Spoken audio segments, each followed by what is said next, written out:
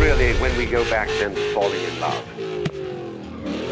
and say it's crazy, falling, you see, we don't say rising into love. There is in it the idea of the fall.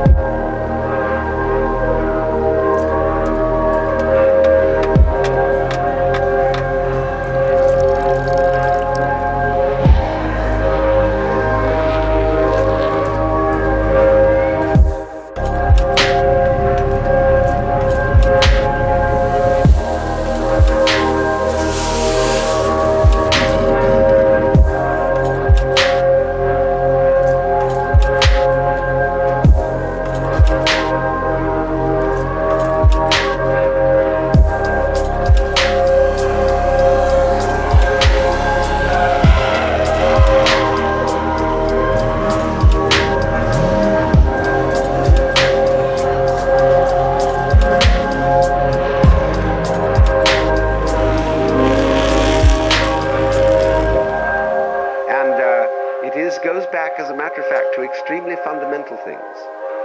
That there is always a curious tie at some point between the fall and the creation.